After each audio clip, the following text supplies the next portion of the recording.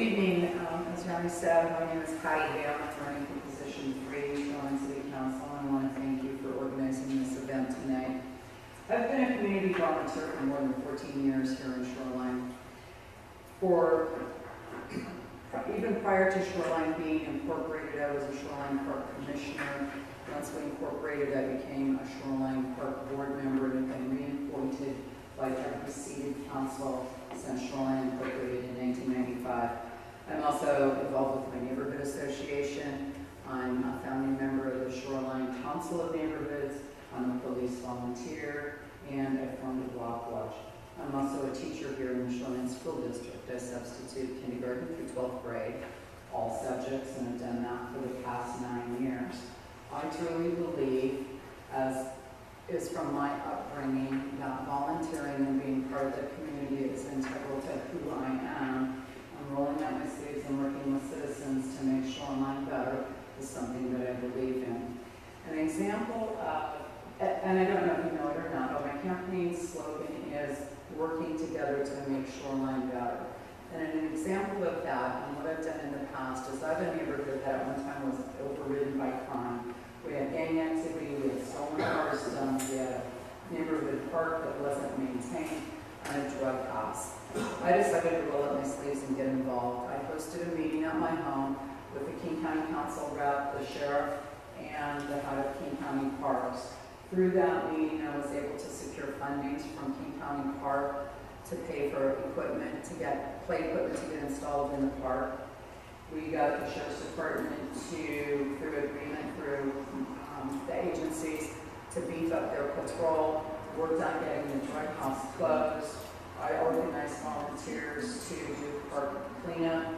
I organized a block watch. The block watch adopted the park. Wow, you read that as the fastest comment. Anyways, I believe in working to get things done. That's what I'm going to do on Shoreline. That's what I hope to do with the Aldercrest situation. Thank you. I was just going to say, for the city and council members, they're always cutting people off the council meetings. Right. So, the relationship between the school district and the city. As you all know, one of the main reasons the Shoreline incorporated was to protect the integrity of our school district. Immediately, that was a message sent to the city council coming in at the time that there was great value in the school district, but the citizens also had great value in becoming a city and being independent of the county and independent of the city of Seattle. As far as our relationship goes, we have a great working relationship. That started well before incorporation, in that through the county we have joint use agreements through park facilities. We do shared use of buildings, we do shared use of fields. Parks does programming for school facilities, for recreation teams throughout the area. And that's a great working relationship. And that has continued on as the city and the school district have grown together. I think both the city and the school district are very aware that they are the 2 largest taxing jurisdictions in our city, and that they constantly need to work together and compare notes as to what their goals are, as to what their work plans are, so that they are both responsible to citizens but don't double dip. That's one of the things that citizens are concerned about, but I think that the city council and the school district have worked well together and plan to continue to do so. I would like to see the school district at a city council dinner meeting, just so that we can make sure that we're on the same page. But we do work well in tandem. We've done so in the past and we'll continue to do so in the future. All right, so the main part of this question is, should we seize the opportunity to secure more land for park space? Yes, whenever possible. But yes, doesn't take care of the situation and the money, and that's the biggest question about this whole issue, is money for the school district, and how does the city and its residents come up with money to purchase the site. I see it as a multi-tiered opportunity for the city. This neighborhood needs not only parks, This neighborhood needs services. This neighborhood needs jobs. And there is a large site that can be divided into a multi-tiered opportunity site that helps pay for the open space that's desperately needed in this community. There is no way we are going to pass another bond right away.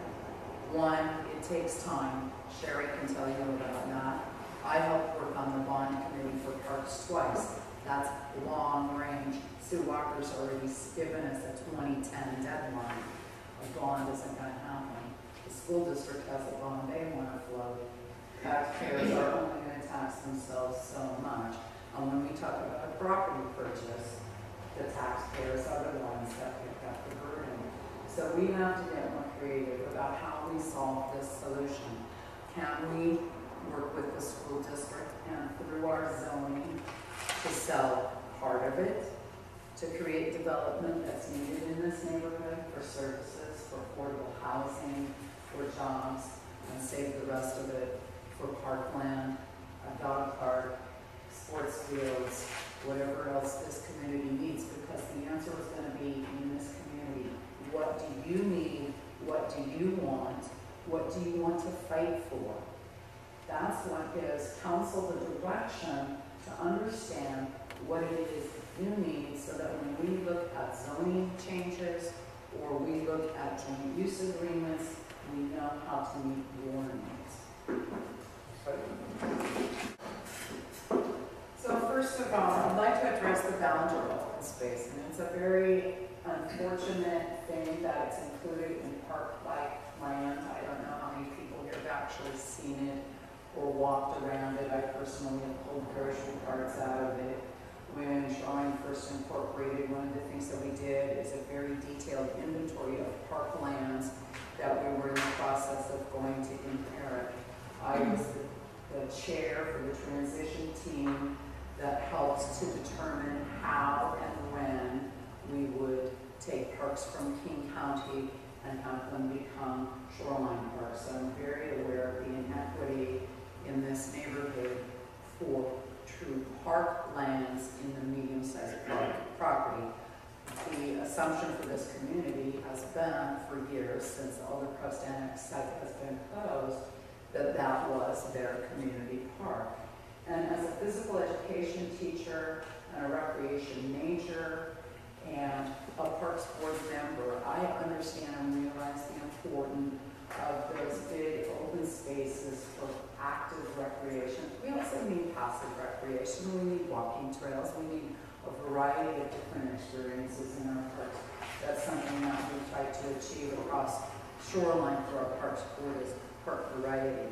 But kids and adults need active recreation, and the Ballinger community is very isolated from any other facility. They're very divided by a county line. They're divided by a city line with Lake Forest Park and the city of Shoreline, and they are definitely divided by Ballinger Way.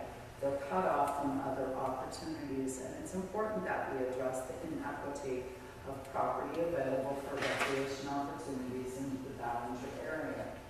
I don't know what the answer is. That's something that we will have to determine over the long term, but hopefully soon enough to meet the school district's goals. Thank you.